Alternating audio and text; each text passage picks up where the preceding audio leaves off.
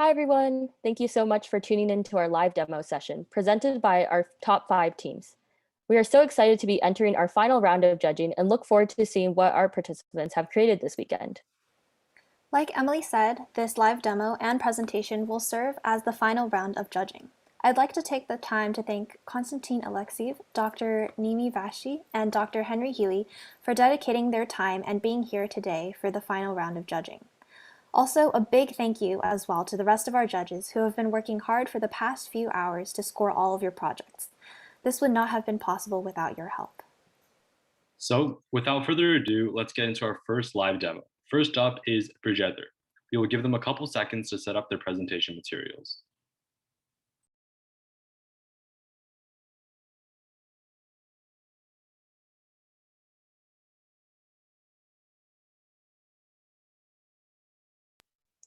So whenever you guys are ready, go ahead and start sharing. Let me stop sharing for now. Or actually, go ahead and start sharing, and you should overshare mine.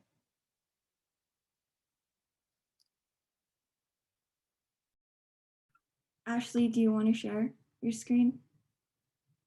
I'm not able to share my screen right now. It says that you cannot share a screen while another participant is sharing.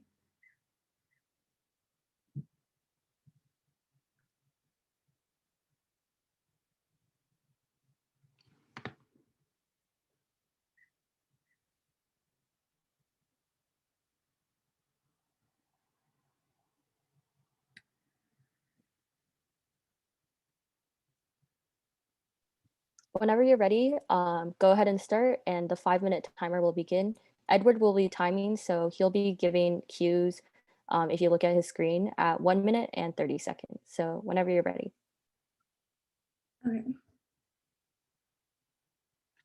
3, 2, 1. Hello, our group name is Bridgether, and my name is Jasmine Jung. I am currently a sophomore in University High School. And I'm Ashley Nguyen. I'm also a sophomore at Westminster High School, and our other teammate, Winnie Nguyen, is a graduate at Westminster High School. Transportation to connect low-income families or people with disabilities to hospitals is the key problem that our plan can solve. We will provide the money, time, and resources to get the patients from point A, their current location, to point B, the hospital, pharmacy, or other healthcare. Approximately 3.6 million Americans have missed at least one medical trip a year due to transportation issues. 61 million Americans have missed at least one medical trip a year. 61 million Americans have a disability or handicap, and 4% of those American children have missed medical appointments. Transportation and socioeconomic concerns are the third most common issue in accessing healthcare. Our solution. The Bridgether is a convenient transportation system that connects low-income families, disabled, and elderly to hospitals and other healthcare facilities with an easy-to-use application. Our intended audience are elderly citizens, those who do not own a reliable transportation service, low income, and disadvantaged. What makes us better than our competition? 1, we are targeted towards the health industry and in transporting patients in need of assistance. 2, we provide the unique option of a free transportation to those peoples to combat the socioeconomic conflict. 3, in our competitors in the market, we notice that they do not provide exemplary customer service, especially regarding the populations we target. So to combat this issue, we provide customized service where the patients can contact us for any help.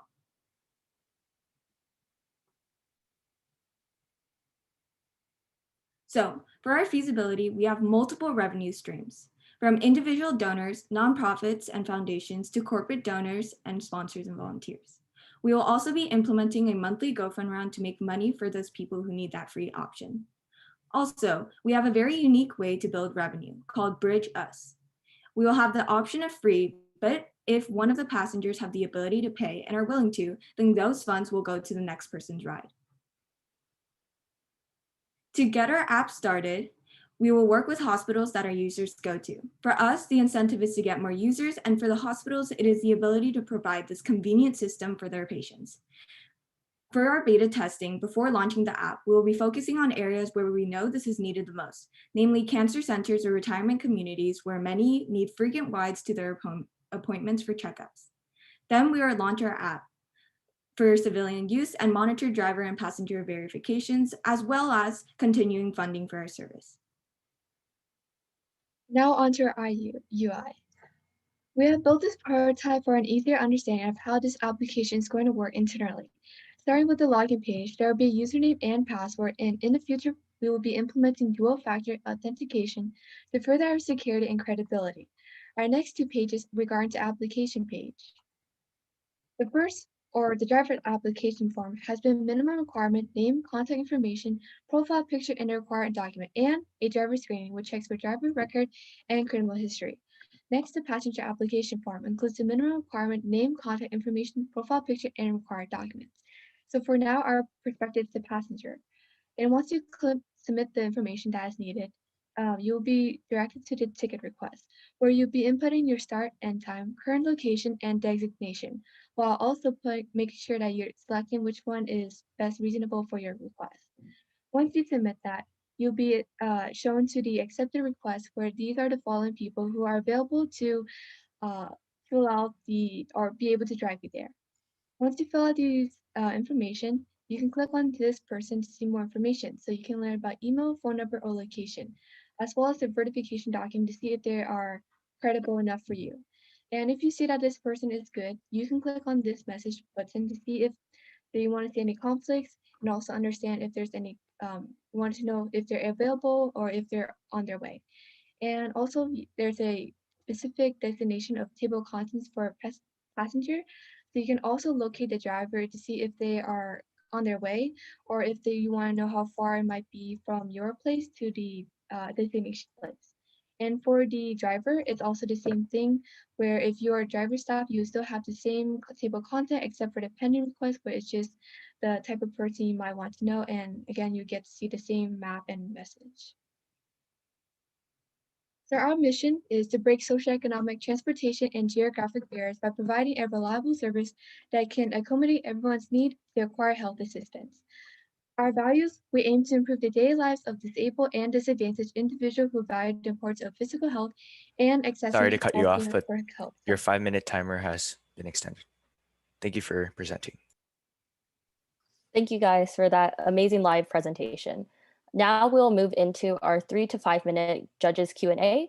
You guys can keep sharing your screen, that's fine. Judges might want to reference some things.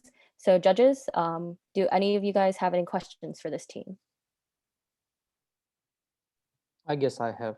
Hi guys, my name is Konstantin. So maybe I missed it, and it's really I guess technical details. But how you guys would you validate, verify a passenger is eligible for a ride? You say that passengers will be from low-income families. So how are you gonna confirm it? How are you gonna check it? Ashley, do you want to take this one, or do you want me to take this one? You can say, and I can add on to you. Okay, so in the beginning, the passengers and the drivers have to apply to become, to be enrolled in our database and be logged in our system. And so essentially, the passengers will have to put in their name, contact information, and date of birth. And inside the required documents, they have to have their identity verification. And so we'll be verifying that they are who they say they are, with their identification papers, which include passport or ID or license, and also like where they are living. Yeah, and so that's how. Thank you. Hi. First of all, great identification of problem. This is indeed a problem for many people. So kudos to your team on that. My question would be, how do you plan to scale this? So where would you launch first? How many vehicles, etc. Those details, and then how do you plan to scale? Ashley, do you want me to take this one, or do you want to take this? You can probably take it. Okay. So how we're going to scale this is first, we're going to start off with local hospitals and local governments. And so we'll be contacting like small clinics or small healthcare centers. And we'll start off from there by using our app for those people.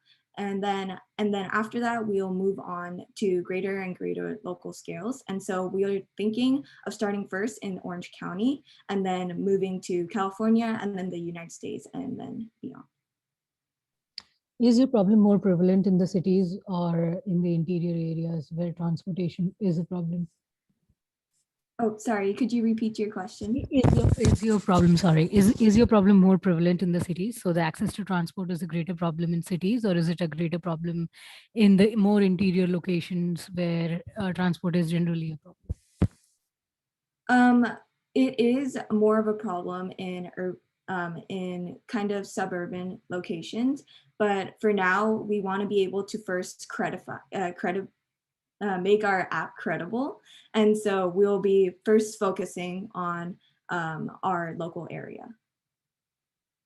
Okay, in that case, if I have to start from say California or Orange County, I would have put some stats on why that place and so on and so forth. So if you pitch this again, remember that. Thank you.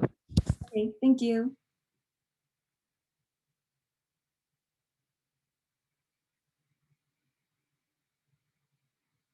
Okay, are there any last questions? I just had a question, which is just curious to know how much interest you think local government might have demonstrated in terms of wanting to take part in solving this problem. Actually, do you want to take this one or do you want me to take this? So from our problem right here, we have 61 million American adults yearly who are disabled, and also a lot of children, 4% of the or like some children are not able to have accessible to transportation services.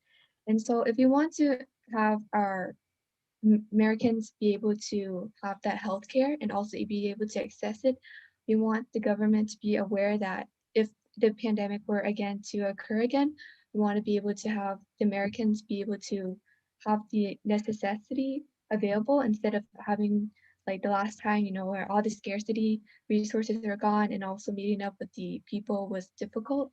So I think the government should make sure that there's an awareness to it if there's like a pandemic occurring again, and also the very prominent issue yearly. Okay, time is up now for our Q&A. Thank you so much, and that will do it for this team. Thank you so much. Bye-bye.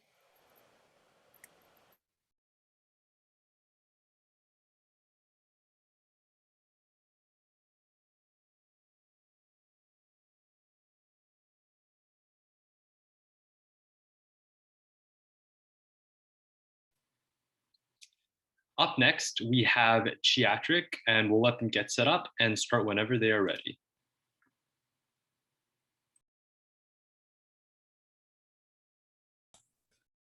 Hello? Yeah. So are you going to be sharing your screen, Sophia? Yes. Okay, so you'll have 5 minutes. Edward will be giving the time. So if you want, he'll be showing a time update at 4 minutes and 30 seconds.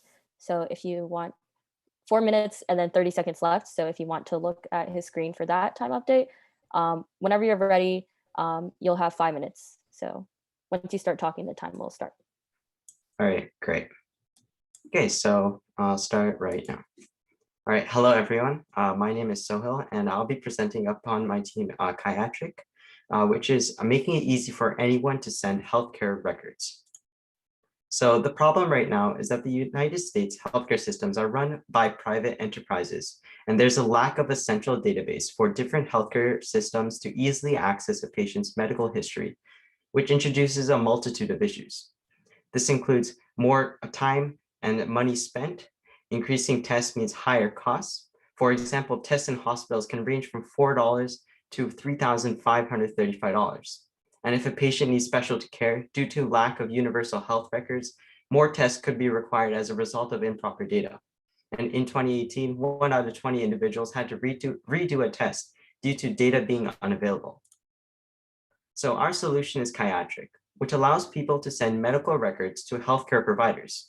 With the usage of machine learning, Chiatric utilizes patients' records and real-time data analysis to produce a potential diagnosis that can only be shown from data from patient history.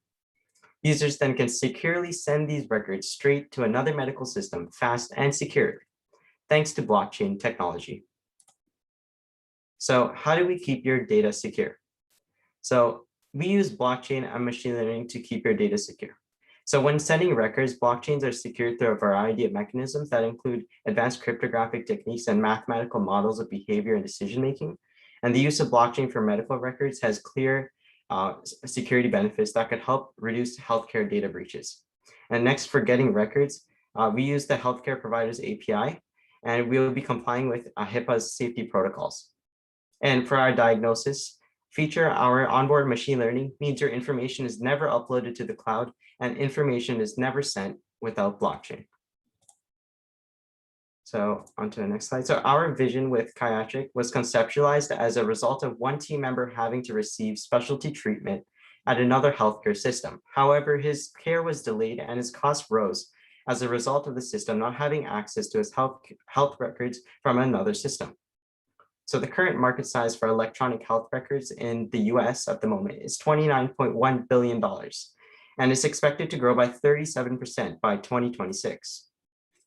And why it's going to work? It's going to work because there's an incentive for healthcare companies, and there's a need for simplified systems, and it's unique. The incentive being for healthcare companies is that as a result of the new sharing system, patients can easily transfer to a new medical system, bringing in new patients for hospitals to make money long-term. And next, there's a need for a simplified system, and more than 83% of healthcare professionals have admitted that electronic health records have helped them in their healthcare journey. So now who Chiatric is for individuals and healthcare providers. So our business plan is to partner with healthcare providers and ask them to pay a per user fee to use our platform. And to get off the ground, we'll be using multiple grants and apply for VC funding.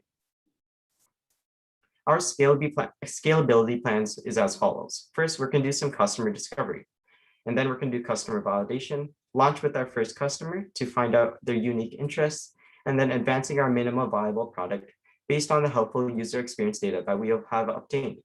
And then we're going to launch a new complete platform with pre-existing customers, and then we're going to complete the last and final iterations and expand with new customers. So now here's our user flow. So our user flow starts with the dashboard. Here you can send your health records and take your diagnostic test, as well as see your next consultations with your doctor. And the next one is that you can connect with your healthcare provider's sign-in page and link your healthcare data with them. And then then the third one is linking an actual my CS Link. That's one of the healthcare providers in the US, and that's one of their screenshots from their website. And then you can choose where you want to send your data. And then here's the confirmation page for when you have sent your data securely. And again, we give complete access to the user and control to the user on when and where to send their data.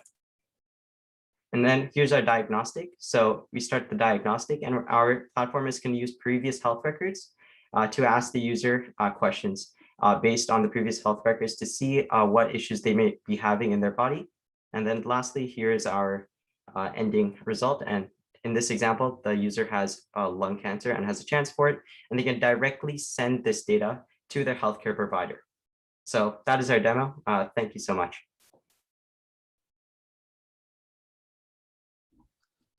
All right, thank you so much, Chiatric. We will now be opening up for 3 to 5 minutes of Q&A from our judges. So do any of our judges have questions for this team? From my point of view, I mean, I don't have questions, but I have a suggestion, if you don't mind, guys. By the way, great presentation. And the suggestion is I would consider possibility to provider share your test data and analysis data with you through this hub. Not only you with provider. I mean, the user with provider, but provider with the user as well. Yeah, we are definitely considering that as an option, but for the MVP at the moment, we decided just to stay upon this and just allow the patient to upload their healthcare data at the moment. Thank you. So there are a couple questions that I have. The concept is a good concept, but the implementation of it, I'm a little fuzzy on, simply because, let's say if you take the scenario where individual, shows up, let's say at a facility, and they need to, they're coming in for a surgery that day, and there are all these tests that need to have been available at that moment in order to, satisfy the, they call it the preoperative evaluation. And let's say there's missing a specific test. How would this patient know how to get that specific test to the facility that he's at so that it could be viewed by the individual who is doing the assessment? So you are asking how, so if someone goes to a new healthcare facility, how would they get the data required for that specific surgery? Yeah, so let's say I'm there and I'm the patient. The assessor says, hey, you're missing this potassium level. How would I know, me being the patient? How would I pull up my phone and then send it? How would I know that? So basically, go ahead. Oh, okay, yeah. So basically, we have a platform here where you can view a dashboard of all of your pre-existing data. It's actually not here, but we have a dashboard in our demo video that we had. And there's a dashboard of all the users' past data records that they can go and see. And their past, like every single month, they can see what type of data that they have collected. Yeah, and adding on to that, the user can provide, so there's different categories like allergies and what treatments they had in the past. So the doctor can tell them which data they need, and then they can give access to that particular piece of data. For example, if they needed like data on the past treatments they had, they can just click on the check mark that says past treatments, and then they can share it with the doctor directly. So I actually have to stare at the screen that they're holding and then view it from there, or would it be sent to my facility so it could be part of the electronic record in my facility? Sent to the facility beforehand, yes.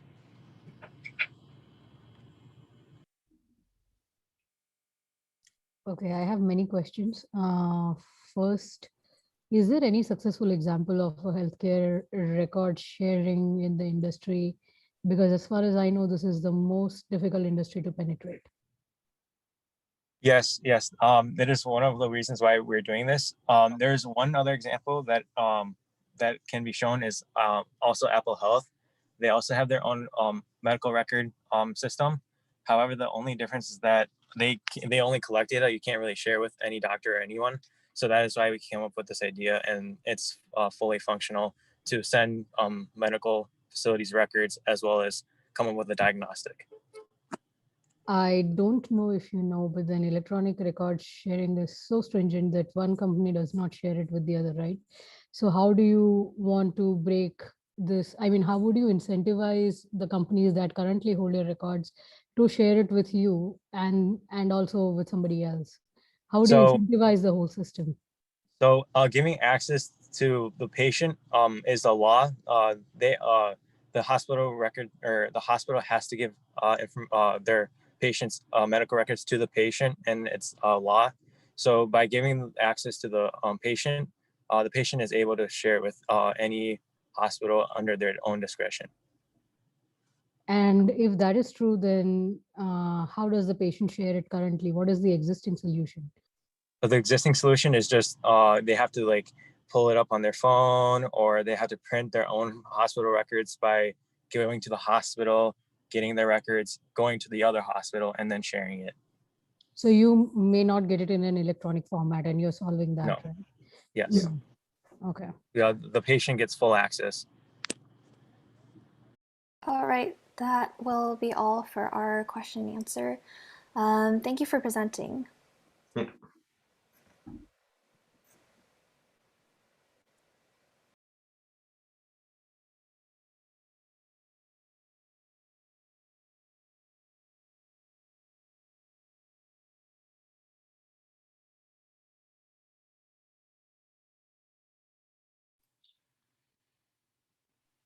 Um, Up, sorry. so, up next, we have corpse management. We'll let them get set up and start whenever they are ready.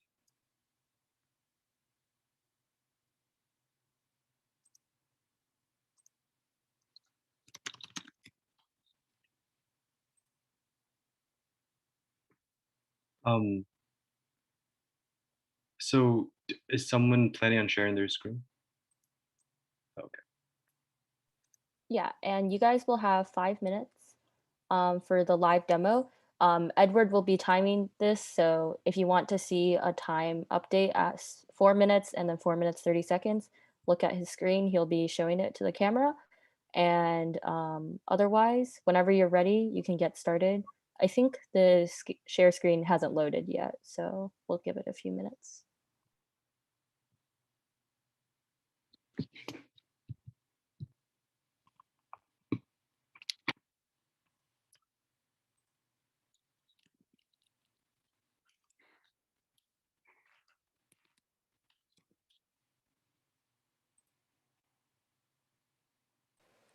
Do you want to stop sharing and try sharing again? See if it works.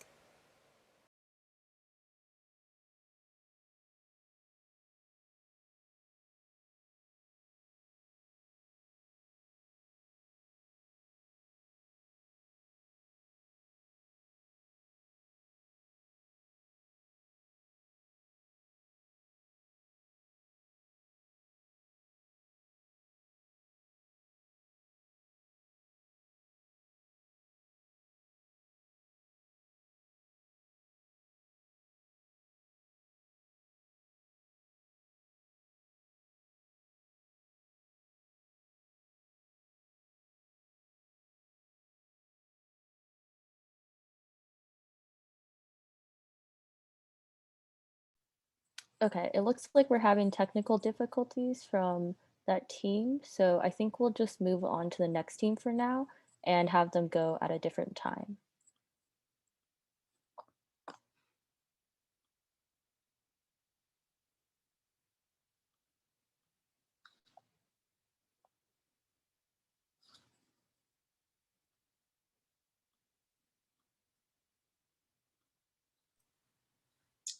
So yeah, in that case, then up next we have Skin Safe, and we'll let them get set up and start whenever they are ready.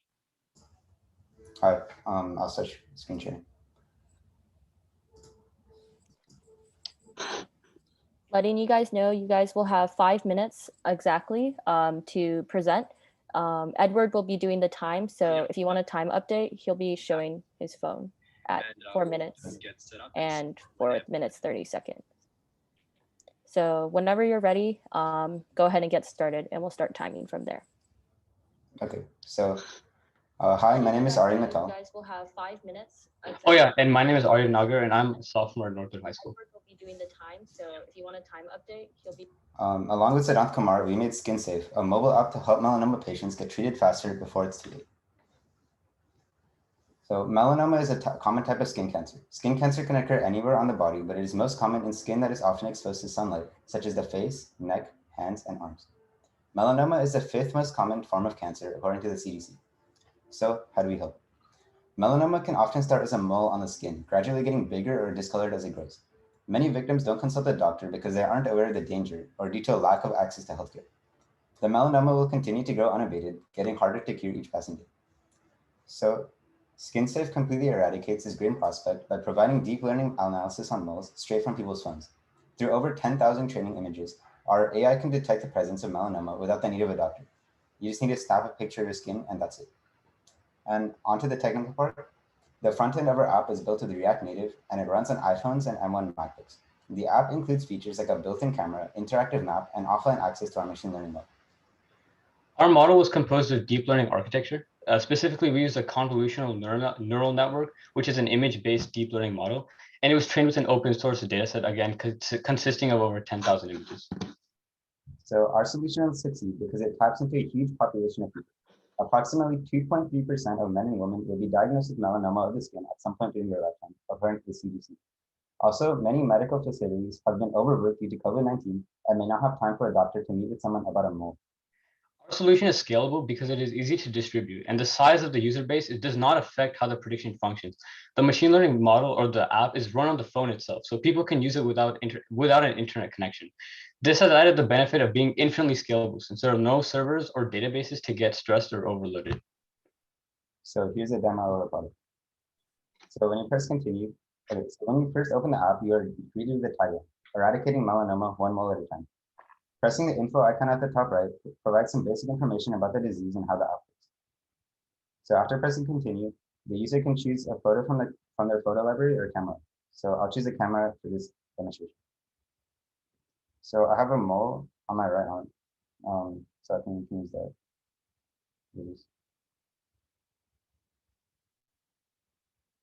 So after using the photo, we can crop it so that the mole is large enough for the machine learning model. There we go. All right, so now our machine learning model is running.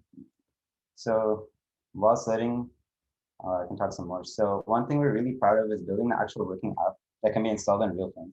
So it's not just like a concept or design, it's a real product. We wrote the code, we installed on the phone, we did all the testing and everything. We've already submitted to the App Store, and today we submitted to the App Store and we're getting approval from them. So that's really I guess more about how we got into melanoma is we were searching up some data sets from machine learning model, and we came across a Kaggle data set for melanoma. So we were interested in like what melanoma was, or like because we had a vague understanding. We searched it up, we found some CDC statistics, and we again realized that 2.3% of adults actually get melanoma in their lives. So we just want to make it more accessible. So this is why we made our app about like skin safe melanoma. So after a brief loading period, my result is here, and it looks like my mole is safe. So I give some extra information about like what the user's result means and next steps that they should do. We also decided to go a step further with our product and provide an interactive map of nearby dermatologists for our users. So if anyone notices unusual growth or discoloration of their skin, they should meet with the doctor as soon as possible. So we provided this app, these red pins show like nearby doctors, dermatologists, that can help people with their skin diseases. You can see like the name of it after tapping on the pin. Wait, so I have a question. If you have enough time, can we show you how the app would work if we put in an image of melanoma? Yes, you do have enough time. Okay. You have 1 minute remaining. Okay. Okay, so let's see the photo. So I personally don't have melanoma, but I have some photos of actual melanoma, so I can include like this one.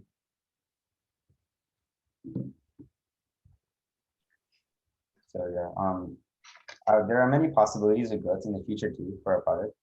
We could hone our AI to detect like which type of melanoma a person has, which can further help patients. We could also partner with doctors. So like doctors could tell their patients to try the app first before booking an appointment. That would increase their product usage. That would also save the time of doctors and increase basically access to healthcare because people don't need to like set up an appointment or anything. We could even like send it to students, like medical students that are hoping to become dermatologists. So like they can practice on whether they think something is melanoma or not and verify their prediction with the AI. All right, so here's the result. So this shows like the AI can detect melanoma and non-melanoma. Yeah, that's basically it. Thank you. Okay, thank you so much for that presentation. Now we'll have about 2 to 3 minutes for questions. So do our judges have any questions for this team? Yeah, I guess I have, and all of us have the same question. By the way, guys, thank you for the presentation. Nice animation during the image analysis stage. And the question is, how you guys gonna monetize it? Where you gonna gather money for this? So monetization wasn't something we really thought about since it's like a really short time frame. Also, like since it's like a medical app, I don't feel like it's like ethical to put it behind money. But we could like add additional features, like maybe if a user wanted to see which type of melanoma they have, or maybe we could partner with doctors like and provide like a real doctor analysis of it for money. So that's like some possibilities in the future to monetize our app. I guess to add on to that, we could make our app paid on the App Store, but again, since it's like melanoma is so common, it's like a medical app, we didn't really think it was ethical to really add that sort of feature.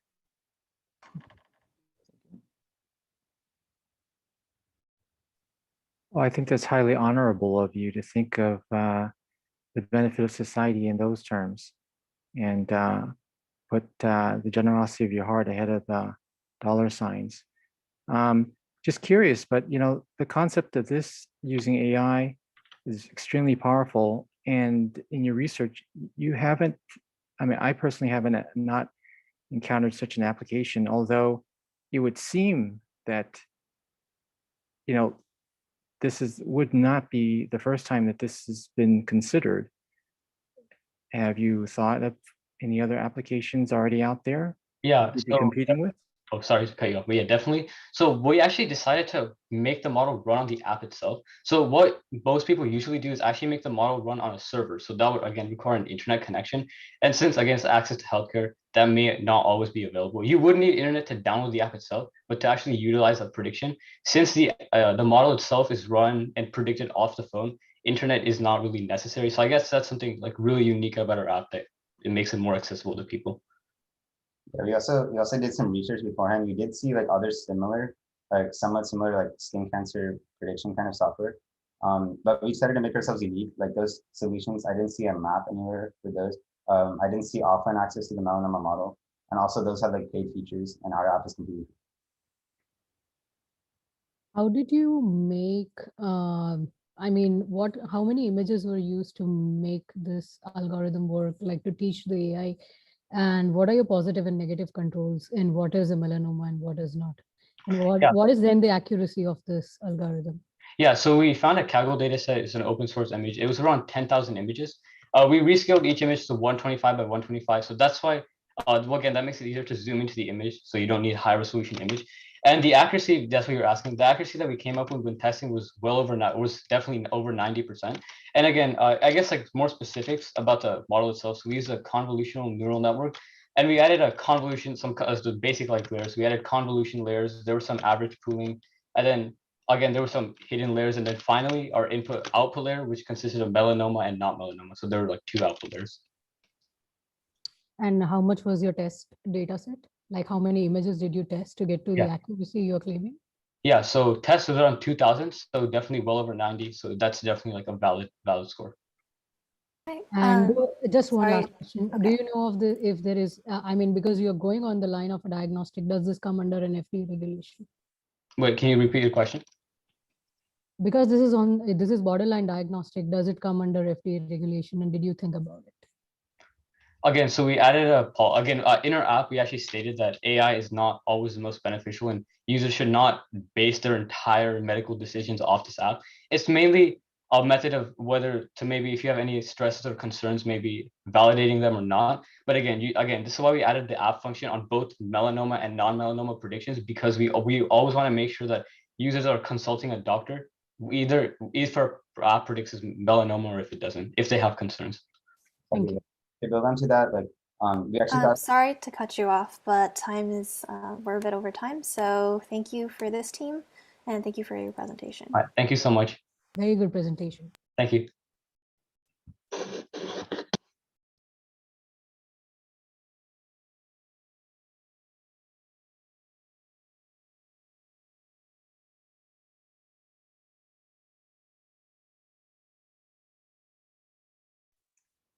The next team presenting today. All right.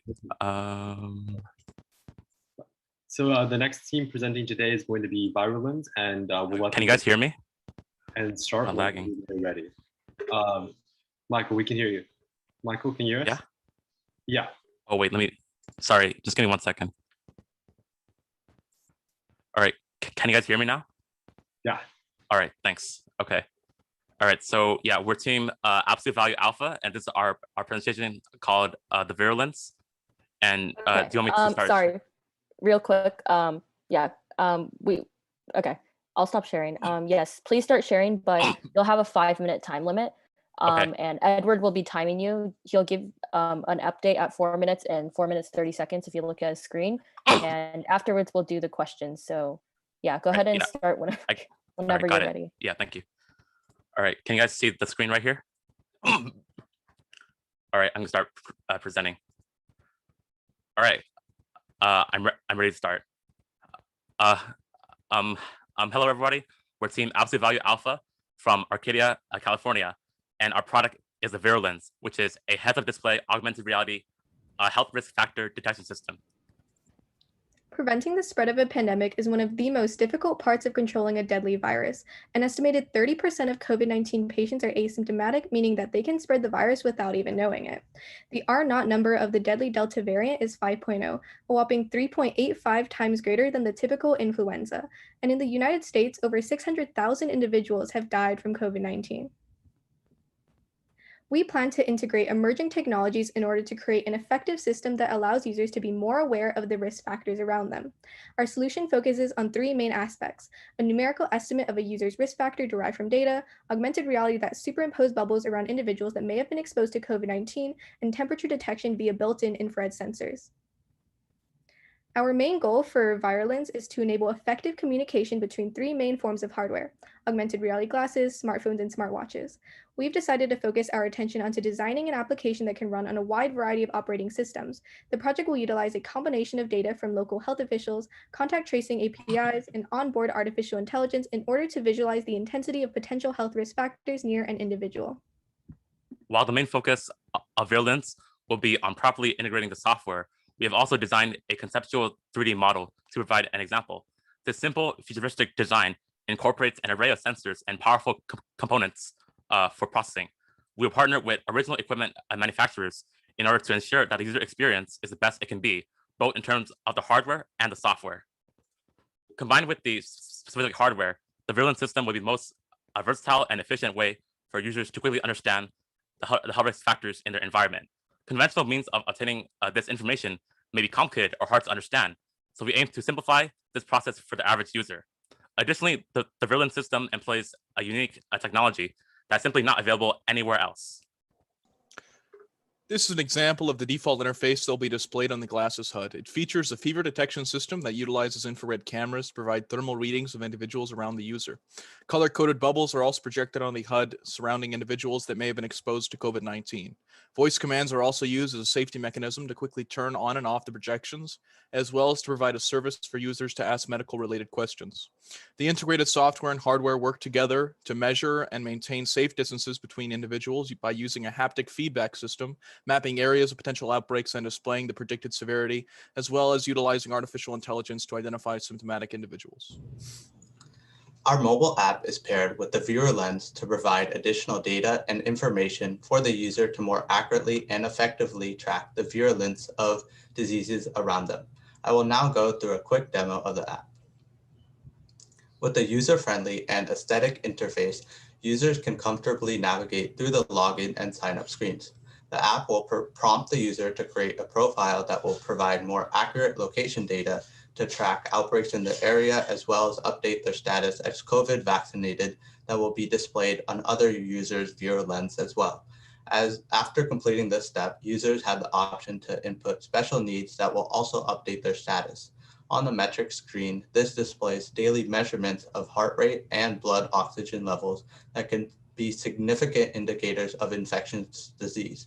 The data screen displays a variety of data that could be useful for the user to gauge the likelihood of infection, including a risk rating, contact tracing status, the percent of people vaccinated in a given area, nearby areas that have experienced an outbreak, a log of the user's symptoms, as well as a log of symptoms and potential diseases from people that the user came in contact with. Finally, in the settings screen, this provides more accessibility to account for individuals with hearing or vision impairments. The Virulence carries a high value proposition given its unique features, seamless connection with hardware and software, and premium build quality. This will enable our business model to include a diverse range of factors for implementation, making it versatile and adaptable. This chart describes our target partnerships, value propositions, and costs and revenue structures. In terms of scalability, our flexible licensing agreements allow Virulence to easily integrate and disrupt both the augmented reality and wearable device markets. Here are all the members of our team, and this concludes our presentation. We want to thank all the organizers and judges who allowed this event to be possible, and we'll now move on to the questions segment. Thank you guys for that. Oh, if you guys can keep your presentation shared, actually, sometimes judges like to reference it, so good. Okay, So now we'll have about 3 minutes for judges Q&A. So judges, do you have any questions for this team? Hi guys, thank you for the presentation. Did you guys research the topic how you're gonna deal with laws? Because in my opinion, that you need people's approval to measure their temperature, detects fevers and so on. Because it's quite sensitive information, it's personal data, right? Yeah, also COVID vaccination. People may or may not want to put it. So how would you navigate that? Yeah, so we've definitely considered that part of like how we're going to like integrate these forms of like information into our app. And yeah, definitely privacy is definitely one of the concerns. And that's the reason why we have, I think we discussed this in like the presentation, but like that's one of the main reasons why we have multiple streams of information that we can get this, that we can kind of like approximate the relative risk factors inside a user's environment. So basically, the vaccination status will be like based on if like the user wants to upload it, but then we understand that like some users, of course, like they want to like maintain like the privacy, right?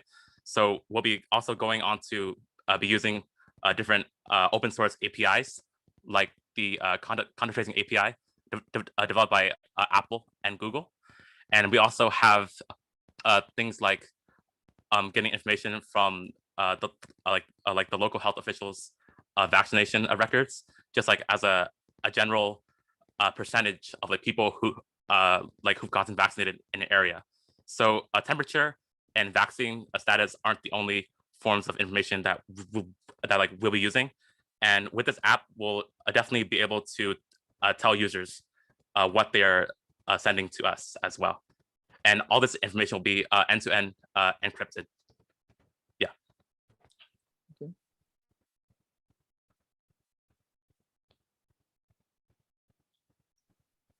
Okay. It sounds like it would also depend on the database that you have as far as what's compiled on your phone.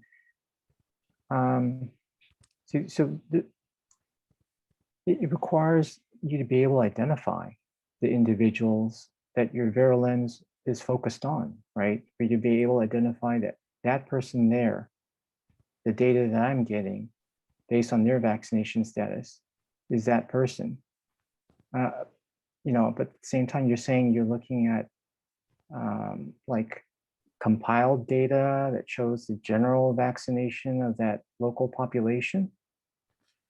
Yes. So the general vaccination percentage of the population is more of like a fallback thing that we'll use if like the users in that area choose not to like upload their vaccination status or be able to be like scanned with their temperature. So it's more of like our backup system basically, and we'll definitely alert users if like the estimation of like risk in the area is like less, is like potentially less accurate. And yeah, of course, like this app is not like a replacement for going to like an actual professional. So yeah, that's basically our idea. Well, I guess the main point is that if you're standing in the crowd and there's 12 people around you and your virulence is scanning these 12 people, you're not going to know the vaccination status of these individuals because your lens wouldn't be able to identify these people and check their specific records, even if they did allow it. Even if all 12 of these people had records and you had permission, but your lens would actually have to be able to identify that person as, for example, this person specifically. Your lens would actually have to be able to identify that person. Yeah, so like the way that we've been like planning to of course the lens itself cannot like identify a person, but like just like with the lens. But like I think I said this on like a slide, if I can like go back to it real quick. The lens is not the only thing that's like at work here. So we're planning to be integrating these lenses into like systems that people already have. So every virulence will be paired to an app on the user's smartphone, which will also provide additional information such as a vaccination record if they choose to upload it, and also other information from like online, such as like the vaccination percentage in an area, basically. And the person's app itself and their proximate location to other people having the app, using the app, that's what would tell us specifically who that individual is, not by scanning them. Yeah. Mm. The scanning part would only be for the temperature, and we yeah, I understand that we'd still have to to work through the privacy concerns of those individuals. So yeah. Okay, time is up, so that will do it for this team. Thank you so much for presenting. Thank you. All right. Thank you for your time. Thank you, guys.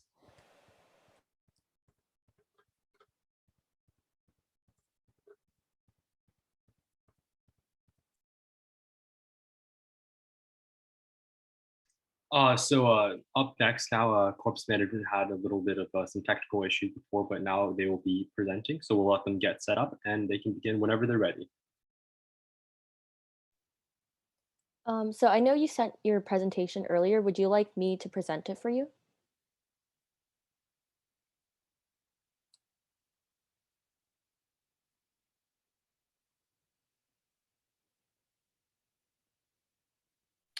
Can you guys hear us? Thumbs up, thumbs down. Yeah, hello? Yes, we can hear you. I was just wondering if you wanted me to present for the presentation for you guys since you sent it. Yes, ma'am. We are facing some technical issue. It would be too Yeah. good if you, yeah. If you want to change the slide, just say next slide and I'll move it. Just letting you know, you guys will have 5 minutes exactly for timing. Edward will be giving the time update. So he'll give a time update at about 4 minutes and then 4 minutes, 30 seconds. So you'll see it on his phone. Otherwise, whenever you guys are ready, just start talking and then just say next slide and I'll switch it. Hello, everyone. We are Team Chimera, and this is our project upon corpse management for contagious diseases. Next slide.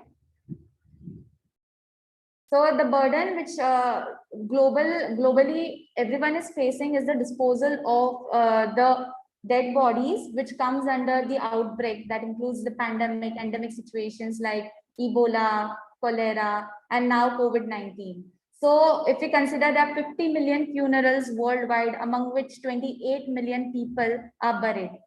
So the problem which come across during this burial is that the people who are handling the bodies, they come across the exposure to the droplet transmission. Sometimes there is unavailability of the trained staff.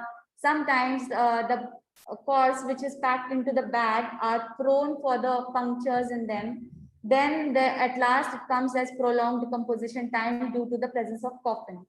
So if I want to give an example, it would be like this, that if one corpse is there, there are 4 to 10 people which are involved throughout the procedure to dispose one corpse into its cremation. So it includes healthcare staff, transportation staff, as well as morgue workers. So next slide. To summarize it in a bit specific way, we would like to tackle this problem, which is extended exposure time of the healthcare workers in the hospital morgue for processing the corpse during the pandemic. So you can see in this figure that the person, the scenario is from India, where a person is too tired to get up and dispose the body because he was doing it since the morning. So next slide. Considering the overall situation, we are coming up we have initiated this proposal of contactless and real-time control system for the management of corpse during any kind of pandemic or endemic situations. Next slide. So during this process, we started doing it in synchrony, which initially we came across concept. We finalized the concept using brainstorming, then we designed the concept. Then we came across the proof of concept, and where we had a little time, we started developing the prototype also. So these are all the things which we followed during this hackathon. Next slide. So these are the concept sketches, where in the first left-hand side, you can see that this is a complete system which we are proposing, where the conveyor belt is highlighted and the coffin is also highlighted, which would be explained during the demonstrations. Next slide. These are the CAD models of the proposed system, which from the brainstorming, we got 3 to 4 ideas in which this was finalized. And these are the conveyor belts. Again, this would be explained during the demonstration. Next slide. Yeah, connected to the hardware, we have inculcated the smartphone app where the body from the hospital to the cremation would be monitors, because we came across a news throughout the world that there were mismanagement of bodies during the COVID pandemic, where few bodies couldn't reach to the cremation ground. A lot of hurdles people have come across. So we thought of designing an app for the same. So these would be the rules during the app. These are the 3 user interface we have created up until now. Next. Yeah. So to talk about the solution, there would be 2 to 3 different things we would be focusing on, among which why we think that this would go ahead is the biomimicry. So as we all know that shark has the smoothest skin in the entire aquatic life system. So because of that, it has been known to have some, because of that, nothing on it can sustain. If I mimic such a system into mine, it will show the spillage of the bacteria or the virus from the smooth surface. As you can see in the image 2, which is the drawing, where the structure itself is disclosing that how smooth it is. So that's a nanostructure, so that any bacteria or the virus which would sustain on it will slip down. So this would be the covering of the corpse, replacing the polybags. The inner portion will be rough portion, so that it will make a conducive atmosphere for the microorganisms to grow and exceed the decomposition time. So that would be made up of nanocellulose. Next would be, it is easy maintenance of records and live tracking if I talk about the entire system. And also, if we are using biodegradable materials, biomimicry, we are trying to reduce its cost. It would be cost effective. And the most important thing is that we want to Sorry make it for interrupting, but your 5 minutes are up. Thank you for presenting. Okay, thank you. Can we see the demonstration at least? Unfortunately, we don't have too much time. Maybe if one of the judges has a question about it, you might be able to show it, but otherwise we won't be able to. Sorry about that. But Okay. thank you for your time.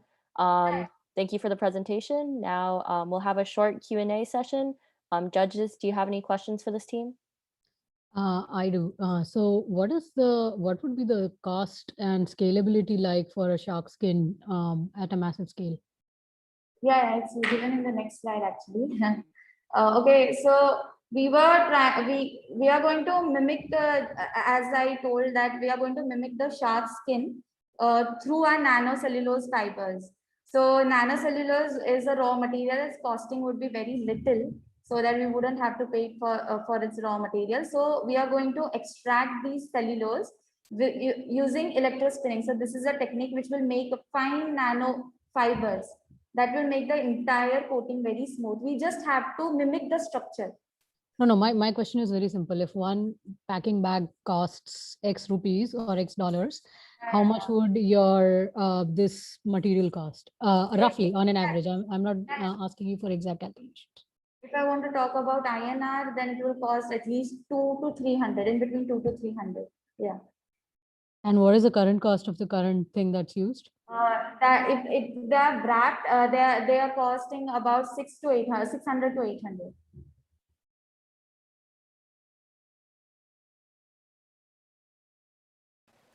Do we have any other questions? Yeah, hi guys. What is the purpose of having these conveyor in that delivery car?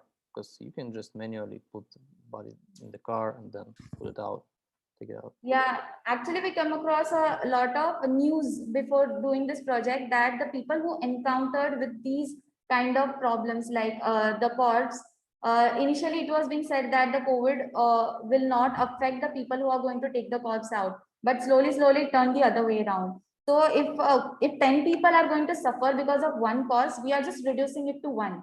and that too with a bit of protection, because people in the ICU who will pass on the course will be highly protected. But the people outside, they have some issues if we consider developing countries like India. Right, but then I would argue that it's just easier to put the cops once and for all in the bag rather than have an entire conveyor belt, which No, might ma'am. also go against sensibilities and sensitivity of the people. We have to consider the ethical and the emotional aspect while making this project. So it has to be contactless. It has to do it from the distance. That's why we don't want outer people to get in contact with the pods.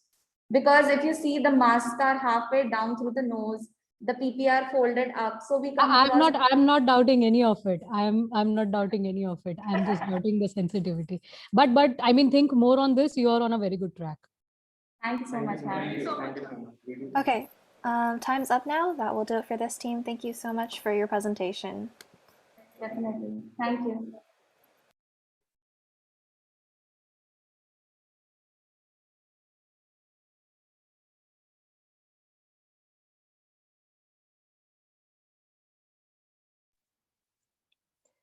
Okay, thank you to our top teams and congratulations for being selected for the final round of judging.